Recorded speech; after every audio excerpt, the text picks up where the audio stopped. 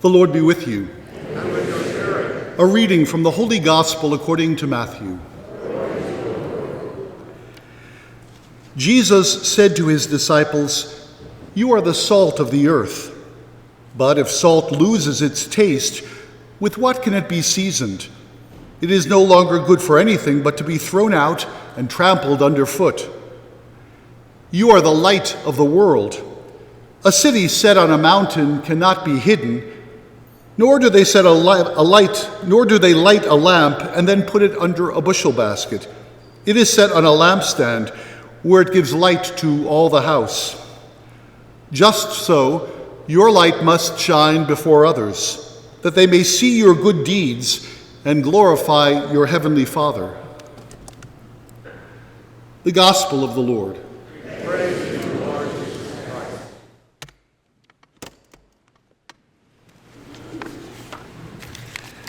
I always wondered, what does it mean to be the salt of the earth? I used to think that it meant being down to earth, being humble or unassuming.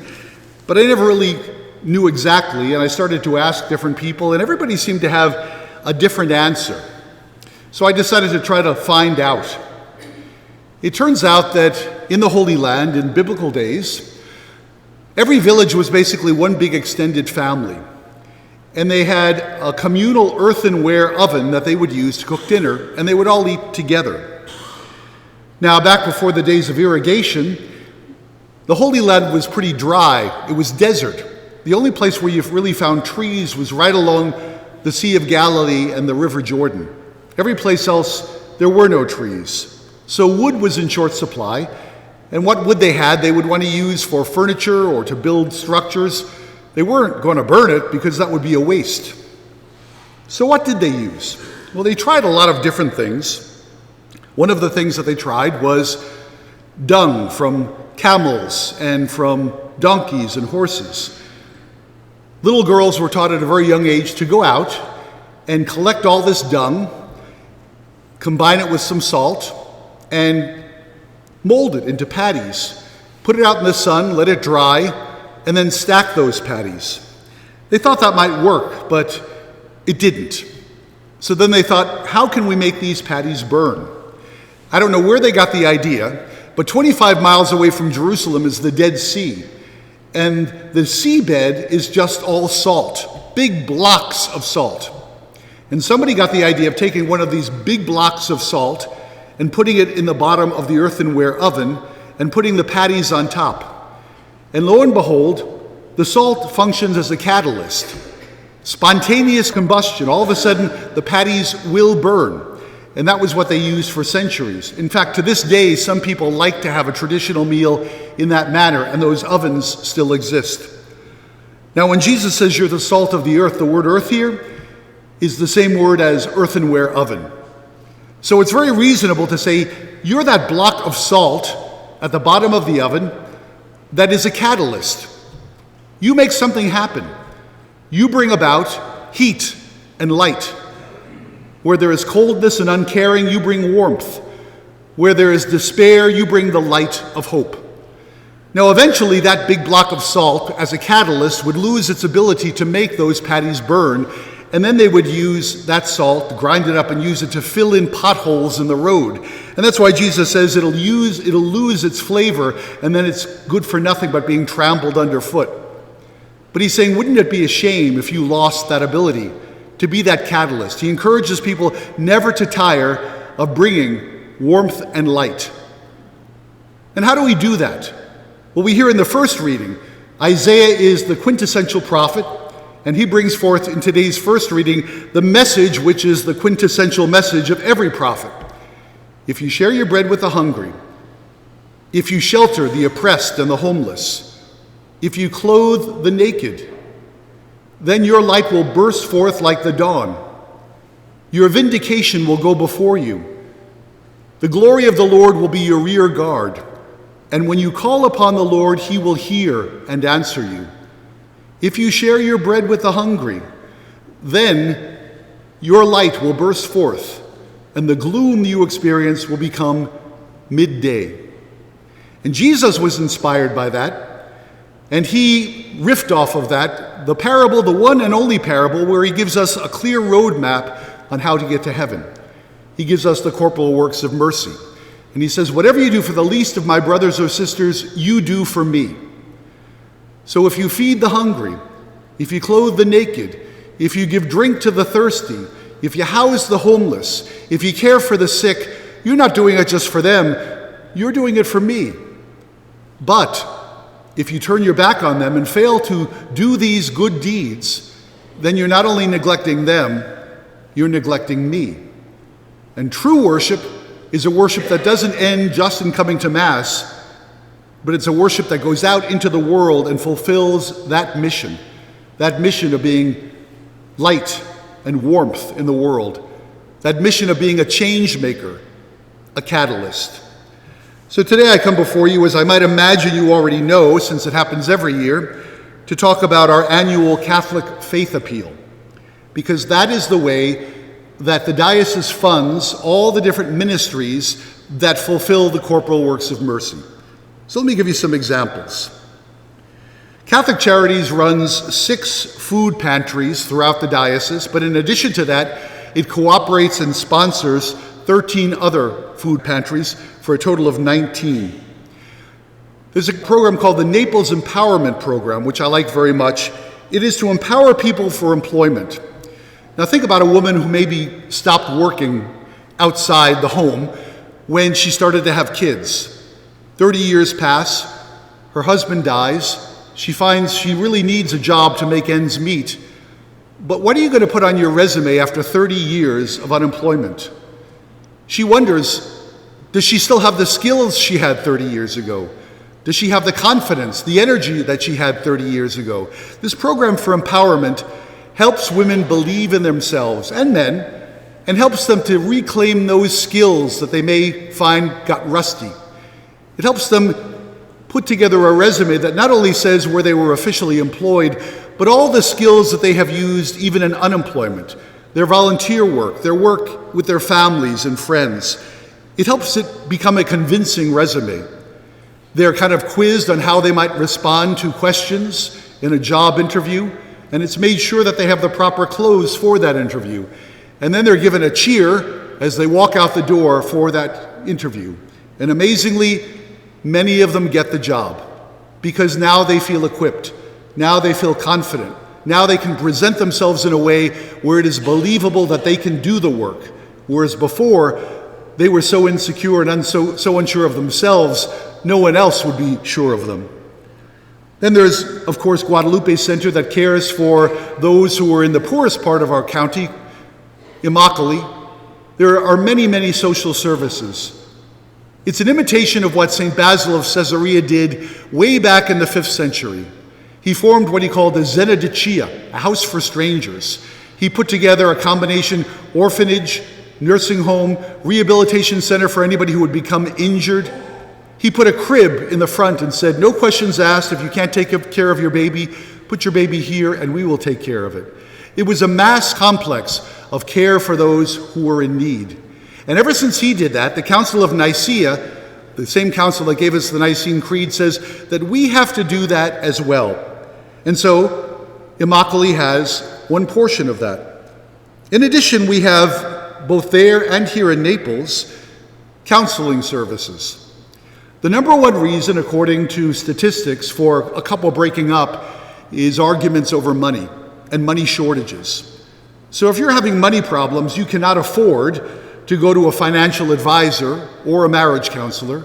So these social services are offered free of charge or low charge so that couples can stay together and get a game plan together for how they can work out their lives. That way, both mom and dad stay together and the children stay under one stable roof.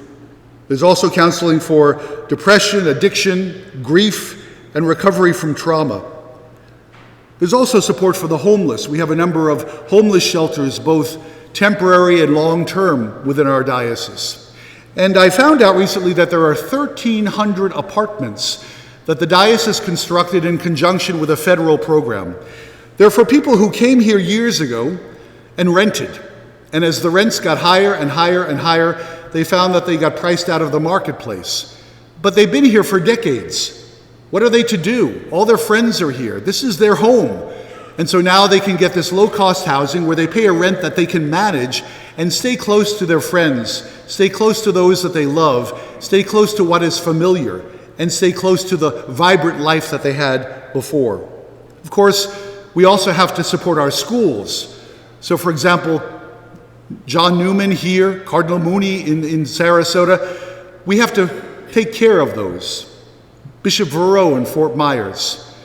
We have to make sure that they don't become elitist institutions where only the wealthy can go. We have to make sure that they're subsidized to the extent that everybody can imagine the possibility of going to a Catholic high school. Then there are seminarians. The Catholic Faith Appeal supports the education of seminarians. And you may be amazed to find out that that costs, right now, $75,000 a year per seminarian. Because it's not only intellectual formation, it's emotional and spiritual formation. It is also screening in the sense that the seminaries make sure that this young man will be able to cope with the challenges of being a priest, that this young man is equipped to be able to be a good priest, a competent priest, and a happy priest, a priest that isn't going to get into trouble. And so it's important, I think, to use that kind of money to make sure that we have happy, healthy, holy priests in the future. And we have Respect Life ministries throughout the diocese. I just want to point out two that are close to my heart.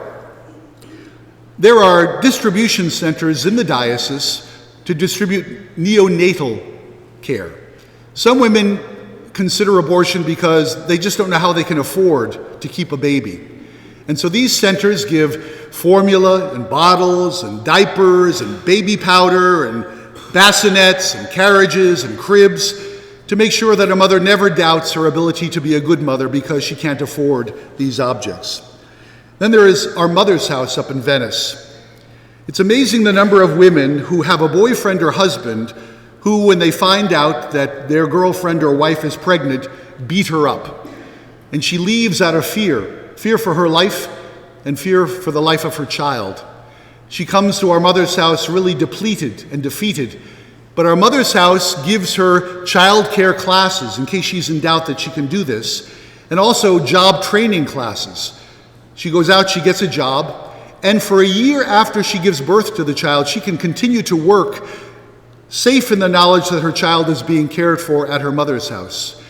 She saves up money for first month and last month and security deposit on a rental, and she leaves knowing that she is okay, that she can do this, that she can raise her child single-handedly without the support or help, so quote-unquote, of an abusive husband or boyfriend. So as you can see, there are a lot of wonderful ministries, and those are only a few. I don't want to go too long, but you can find in your pew a brochure that describes many of the ministries and many of the things that happen in our diocese, along with a pledge card. There are many ways to contribute. You can make a one-time pledge or spread it out over 10 months. You can do cash, check, credit card, stocks. Of course, no matter what way you want to give it, we're all happy as a diocese to receive it. Now, how do we figure out how much money each parish has to give? The parish is assessed, but I think the word assessment makes it sound very soft, as if it's an option. It's mandatory. And the reason why it's mandatory is because the bishop has to know how much money is coming in the coming year. He has to know how much he can allocate to each of these ministries. And so I prefer to use the word income tax. We are taxed 26% of what we took in last year. 26% of our income as a parish last year goes to the CFA this year. Now last year, our tax was $707,000, and I was a little bit nervous because that's a lot of money. But you came through. We came through. We ended up having 132% of what the assessment was. We ended up raising $935,000, more than ever. And the best thing is that we get back the overage back to our parish, and we're not taxed on it. And I was astounded. But my best friend, Father Stan, gave me a clue as to how that happened. I said, I can't believe we got so much money. And he said, don't you remember? You just had hip surgery and you were in the hospital and you told me you were so happy you didn't have to give this CFA talk this year, which is true. I hate giving this talk. He said, you were so happy you were off the hook. And what did your staff do? They brought a camera to the hospital and recorded you in the hospital in a wheelchair. And he said, no wonder you got the money. You looked pitiful. And maybe that's the case. Maybe I should have had Father Mark wheel me in today. But anyway, I hope you will give again this year. Every single year, we have made it and gone above. And I think that is a wonderful thing that we can be proud of. We have made a change in people's lives. We have saved babies from being aborted. We have educated little children in Lee County who had parents that didn't speak English and helped them learn the language and keep up in school so that they could be a profitable member of our society. We have housed the homeless. We have fed the hungry. We have been a light in darkness. We have given people hope, the possibility of a brighter future. We have not left people in unconcern, in the cold. We have shown warmth and love. We are the salt of the earth. We bring light. We bring heat. We bring change. And I think because that is exactly what Jesus asks us to do, at the end of our lives, if we continue to do that, in that same parable, he will say, well done. Come. You have been trustworthy in small things. Now I will give you greater things. Come and live in the house of my Father. Thank you for all you have done in the past. Many of you I know have contributed generously. Please consider contributing generously in the future. One last thing I forgot to say. If you use this pledge card, there's one place where it says parish name. Please put St. William because your contribution will help people without putting St. William, but the parish won't get the credit for it. So please put the name there. Thank you.